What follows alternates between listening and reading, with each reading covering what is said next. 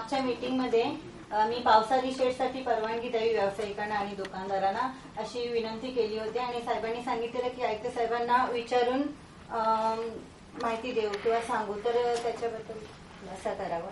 मान्य आयुक्त साहेब की मागच्या आठवड्यामध्ये जो महासभेने निर्णय घेतलेला आहे की पावसाळी शेड हा कायदेशीररित्या 216 कलम काहीतरी जो आहे कायद्याने 216 की 276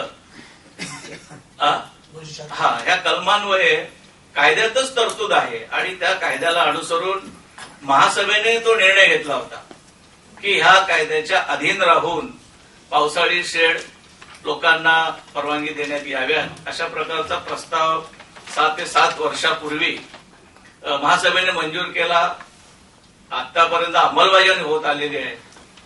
तर ती अंमलबजावणी जो महासभेचा निर्णय आहे तो आपण अंमलात आणावा अशा प्रकारची विनंती आम्ही केली होती. त्याबाबत आपलं काय मत आहे? सभापती महोदय, सर्व सन्माननीय सभासद, वास्तविक हा पावसाळी शेडचा विषय जो आहे महासभेने मान्यता दिलेली आहे, परंतु त्याचा मी मागच्याही सभेमध्ये सांगितलं होतं की वापर ज्या पद्धतीने व्हायला पाहिजे तो होत नाही, आपल्या सर्वांनाही कल्पना आहे. स्वतः काही नागरिकांच्या तक्रारी, काही सन्माननीय नगरसेवकाच्या याबाबतीत तक्रारी आहेत.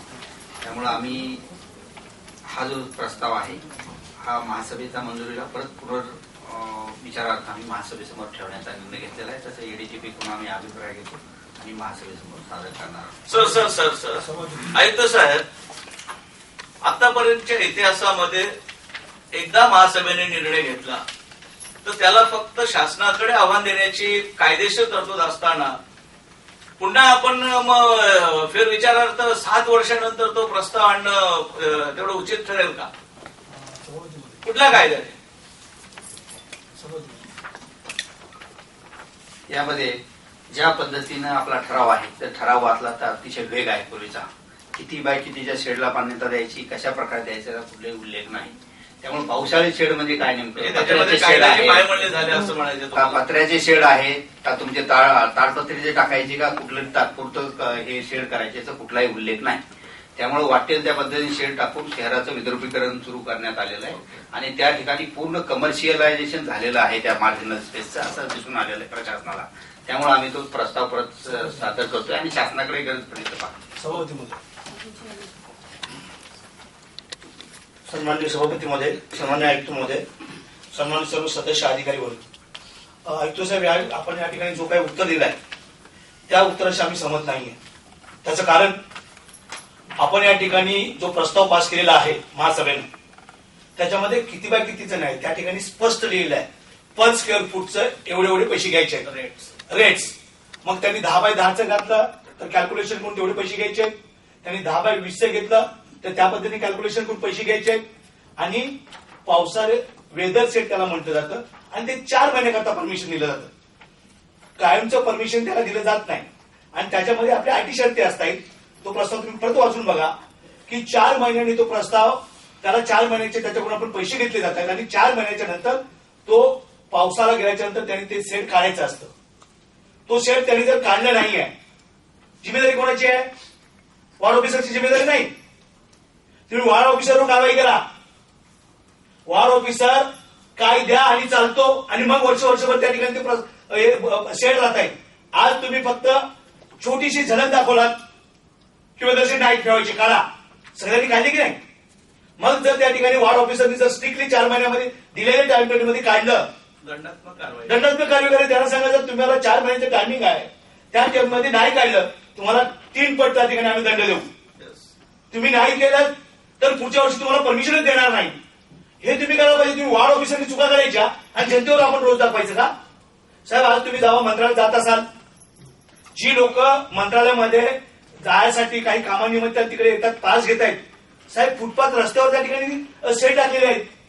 मग मंत्रालयासमोर जर सेट असू शकत आहे तर जे नागरिक, जे व्यवसाय करणारे लोक आपल्याला त्या ठिकाणी त्या परमिशनचे पैसे देत आहेत आणि सालापर्यंत चालून आलेलं अचानक बंद करता येणार नाही. आणि तुम्हाला जर तुम्ही सांगताय की त्याच्यामध्ये बरंच त्या प्रस्तावामध्ये काहीतरी प्रॉब्लेम्स आहेत, तो प्रस्ताव पास होईपर्यंत लोकांना परमिशन द्या ना. आपण एका बाजूने त्या शॉपिंग वाल्याकडून प्रॉपर्टी टॅक्स घ्यायचं, सेल टॅक्स घ्यायचं, एलबीटी घ्यायचे, जे सगळे काय ते सगळे टॅक्स घ्यायचे आणि त्यांना पावसाळ्यामध्ये त्यांचा जो सामान त्या ठिकाणी जर भिजत असेल, तिथे जर येणाऱ्या कस्टमरला जर त्या ठिकाणी पावसात उभं राहायला लागत असेल तर योग्य नाहीये. आणि महासभेने घेतलेला निर्णय 1949च्या अधिनियमाच्या कलमाखाली त्या ठिकाणी चालतो. तर आमच्या या ठिकाणी विनंती राहील, तुम्ही अधिकाऱ्यांवर कारवाई करा. जो वॉर्ड ऑफिसरनी 4 महिन्याचा परमिशन दिल्याच्या नंतर त्यांनी 6 महिने का ठेवलं त्याच्यावर कारवाई व्हायला पाहिजे सर. आणि राहिलं तुम्ही नवीन प्रस्ताव आणताय, तो प्रस्ताव येईल त्यावेळी बघू. पण आता तर त्या लोकांना त्यांची परिस्थिती वेगळी आहे. आणि सगळ्यात महत्वाचं त्या सेलच्या माध्यमातून आपल्याला या ठिकाणी रेव्हेन्यू बनतोय, फंड्स येतोय. डायरेक्ट कुठल्याही गोष्टीला तुम्हाला जर थोडेसे एखादं जर जखम झाले तर डायरेक्ट ऑपरेशन करून नाही चालत ना सर. त्याला मलम लावा थोडंसं, त्यांना काहीतरी टाइम पिरियड द्या.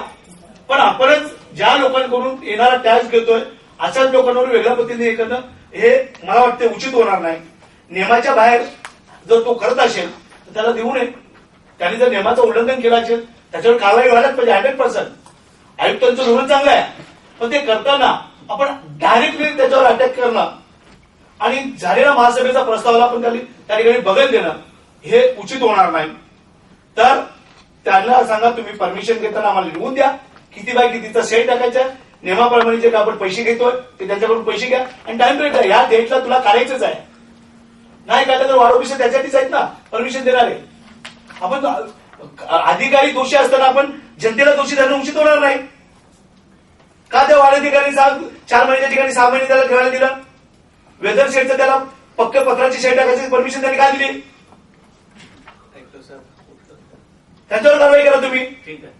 तर माझी विनंती राहील की आपण जनतेला सुविधा द्यायला बसलोय आणि त्या सुविधा देताना जर तो चुकीचं करत असेल तर त्याच्यावर कारवाई व्हायला पाहिजे. ठीक आहे. माझी अशी विनंती राहील सर. याबद्दल परत एकदा सांगतो की हा जो प्रस्ताव आहे याच्यामध्ये जरी आपण म्हटलं पर स्क्वेअर फूट द्यायचं आहे, पण कुठल्या पद्धतीत द्यायचं याचा कुठलाही उल्लेख नाही. नंबर 1. नंबर 2, दुसरं आपण म्हणताय विभागाधिकाऱ्याला अधिकारी कारवाई घ्यायचा. निश्चितच आम्ही विभागाधिकारी काय ज्यांनी परमनंट केलं त्याच्यावर पोलीस केस करायचा आमचा प्रयत्न आहे. ज्या ज्या ठिकाणी देखील आम्ही स्पष्ट पोलीस केस करू. तिसरी बाब जी आहे महानगरपालिकेच्या उत्पन्नाची, हा उत्पन्नापेक्षा महानगरपालिकेचं उत्पन्न महानगरपालिका सक्षम आहे. आम्ही आमची प्रॉपर्टी टॅक्स, एलबीटी आणि इतर करामार्फत पाहिजे तेवढा पैसा महानगरपालिकेला उपलब्ध करून दिलेला आहे. हे काय फार मोठं उत्पन्नाचं सोर्स महानगरपालिकेच नाही. त्यामुळे सन्माननीय सदस्यांनी ह्या उत्पन्नाचं महानगरपालिकेच्या ह्या पावसाळी शेडमधल्या उत्पन्नाची कृपया काळजी करू नये. त्याबद्दल प्रशासन योग्य ती काळजी घेत आहे. त्यामुळं त्या उत्पन्नामध्ये महानगरपालिकेच्या ह्या कमी उत्पन्नाने कुठल्याही फरक पडणार नाही. आर्थिक